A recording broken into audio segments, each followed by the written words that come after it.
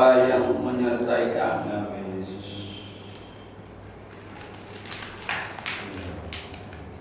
Pada pagi hari ini kami sungguh merasakan Tuhan hadir dan bertahta di atas yang kami percaya. Tidak ada kata yang dapat kami lukiskan sebagai ucapan syukur kami kepada Bapa yang baik atas waktu kesempatan yang Engkau berikan kepada kami untuk kami ada di dalam ibadah pada pagi hari ini. Untuk itu berbicaralah Tuhan kepada kami. Sampaikanlah isi hati Tuhan. Biarlah firman-Mu membentuk kami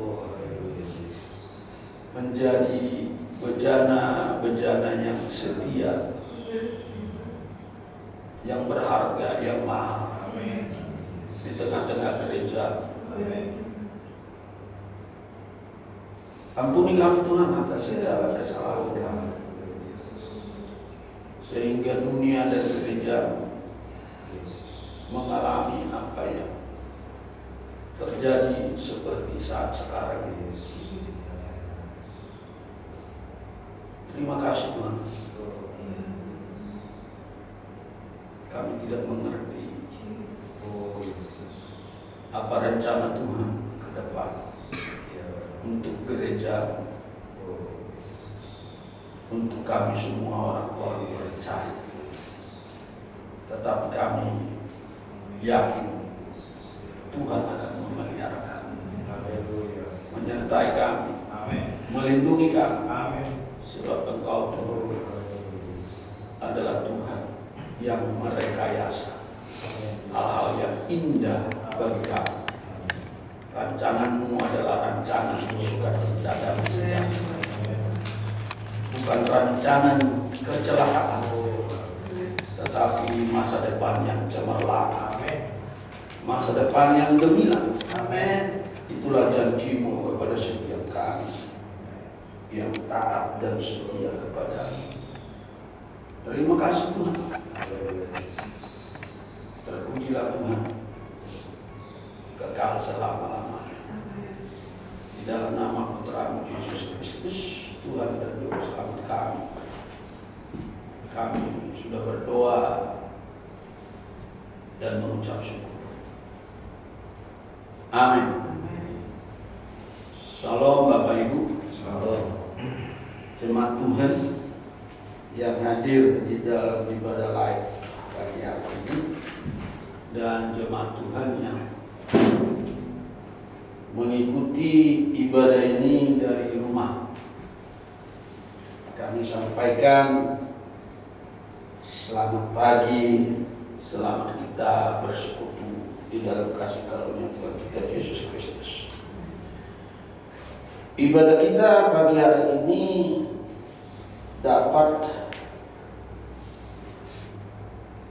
diikuti dari rumah melalui Instagram EGPI Palembang dan Facebook dari Theodorus William Siahaan, dan khotbahnya akan direkam nanti dan diupload ke YouTube GPI Palembang, dan semua jemaat bisa membukanya melalui WhatsApp, WA. Nah, Bapak Ibu kekasih dalam Kristus Yesus, firman Tuhan hari ini kita ambil dari Keluaran pasal 12 ayat 1 sampai 3, ayat 13 sampai 14. Saya akan membaca untuk kita semua pada pagi hari ini.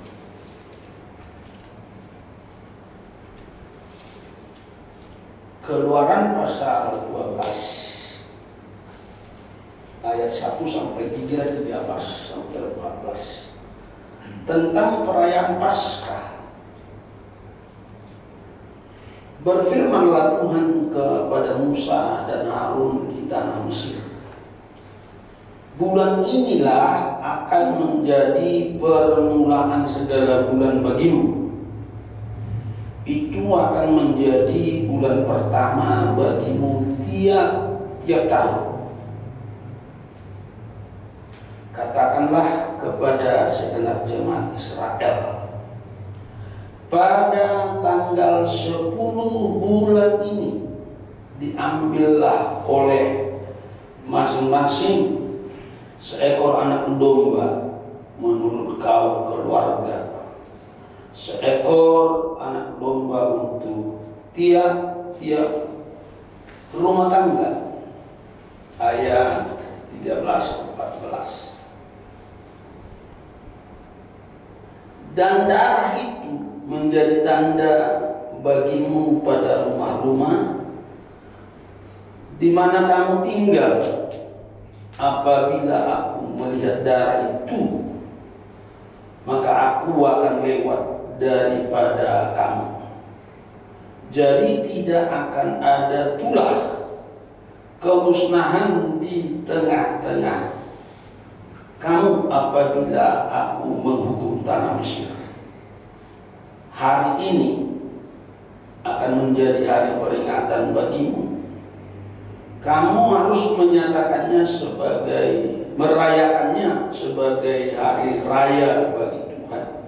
Turun-temurun kamu harus merayakannya sebagai ketetapan untuk selamanya. Amin. Demikian Bapak Ibu kekasih dalam Kristus Yesus, pembacaan firman Tuhan dari kitab Keluaran pasal 12 yang kita baca hanya 5 ayat. Bapak Ibu kekasih dalam Kristus Yesus, dan saya beri tema Paskah. Paskah itu artinya Passover, dilewati.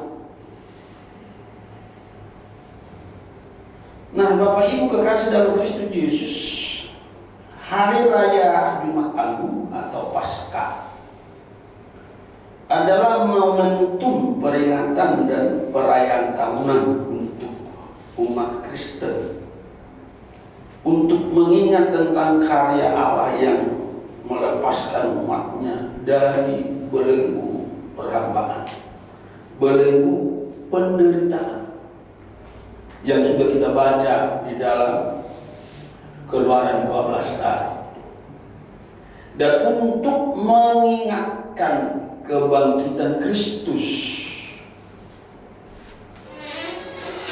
yang membebaskan umatnya dari belenggu dosa dan maut. Jadi Paskah itu di dalam Perjanjian Lama adalah merupakan suatu nubuatan kepada kita yang hidup di era Perjanjian Baru, yaitu tentang kematian Kristus di kayu salib di Bukit Kalvari. Nah, Bapak Ibu, situasi menjelang peringatan Paskah 2020, saya ulangi, situasi menjelang Paskah 2020 ini sangat berbeda dengan Paskah sebelumnya, di mana saat ini masyarakat dunia dilanda pandemi COVID-19. Ya. Sehingga kita untuk merayakan Paskah seperti tahun-tahun sebelumnya tidak mungkin terjadi. Tetapi diberi kesempatan kepada kita untuk merayakan Paskah di rumah, mengikuti ibadah live stream saudara kekasih dalam Kristus Yesus. Bukan suatu hal yang kebetulan. Tahun ini kita merayakan Paskah pada 10 April 2020, hari Jumat yang akan datang. Tadi kita sudah baca, saudara kekasih dalam Kristus Yesus, di dalam ayat 3 dikatakan demikian, Keluaran 12 itu. Kepada segenap jemaat Israel pada tanggal 10 bulan ini. Kita tahu kalender Gregorian tidak selamanya pasca tanggal 10. Berganti-ganti saudara kekasih dalam Kristus Yesus. Tetapi di sini dikatakan pada tanggal 10 bulan ini diambillah olehmu masing-masing seekor anak domba menurut kaum keluarga, seekor anak domba untuk tiap-tiap rumah tangga.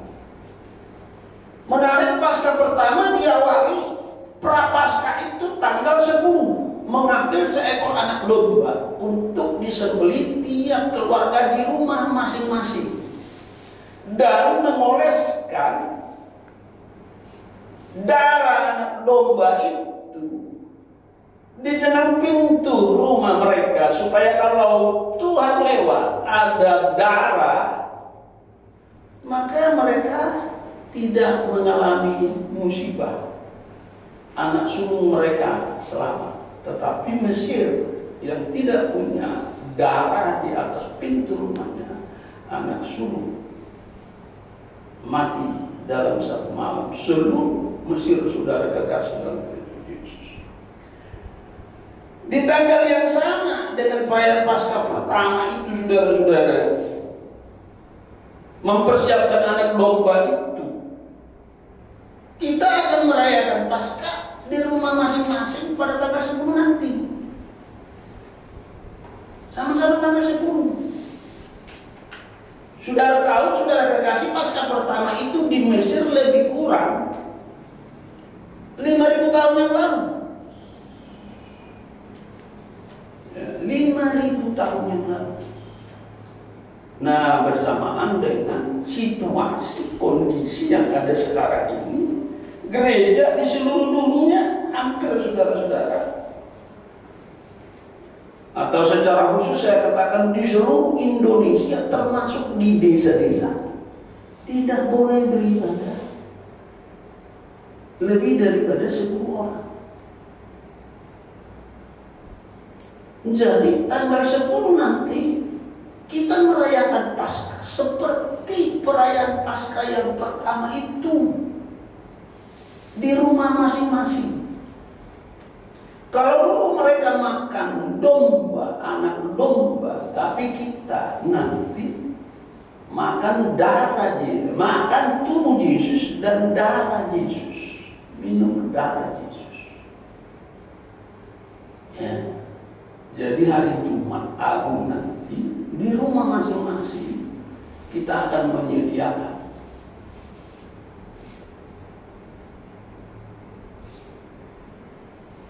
roti dan anggur sebagai lambang daripada anak domba Allah yang disembelih oleh bangsa Israel saat di Mesir, saudara kekasih dalam Kristus Yesus. Bapak Ibu kekasih dalam Kristus Yesus, Paskah yang ditandai darah perjanjian adalah bukti kuasa Tuhan Allah kita dalam membebaskan umatnya sempurna melalui karya agung Yesus Kristus di atas kayu salib, yang kita kenal sebagai anak domba Paskah yang sempurna menyelamatkan kita dari dosa dan maut, saudara kekasih dalam Kristus Yesus.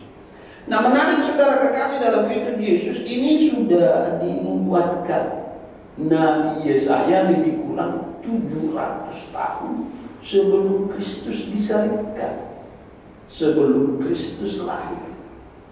Nah, kita melihat Yesaya 53 saudara-saudara, Yesaya 53 ayat 3 dan 6 sampai 6. Dan Yohanes 1 ayat 29 ya. Ada dua ayat kita ambil, dua buku, Yesaya dan Yohanes saudara-saudara. Saya baca Yesaya 53 ayat 3 sampai 6. Ia dihina dan dihindari orang, seorang yang penuh kesengsaraan dan yang biasa menderita kesakitan. Ia sangat dihina sehingga orang menutup mukanya terhadap dia, dan bagi kita pun dia tidak masuk hitungan. Tetapi sesungguhnya penyakit kita lah yang ditanggungnya, dan kesengsaraan kita yang dipikulnya. Padahal kita mengira dia kena tulah, dipukul, dan ditindas Allah. Tetapi dia tertikam oleh karena pemberontakan kita. Dia diremukkan oleh karena kejahatan kita. Ganjaran yang mendatangkan keselamatan bagi kita ditimpakan kepadanya, dan oleh bilur-bilurnya kita menjadi sembuh. Kita sekalian sesat seperti domba, masing-masing kita mengambil jalannya sendiri. Tetapi Tuhan telah menimpakan kepadanya kejahatan kita sekalian. Jadi dari perikop ini kita dapat melihat lebih jelas lagi saudara-saudara, di dalam Injil Yohanes pasal 1 ayat 29 itu nubuat ini digenapi 700 tahun kemudian. Di dalam Yohanes 1 ayat 29 dikatakan demikian saudara-saudara, pada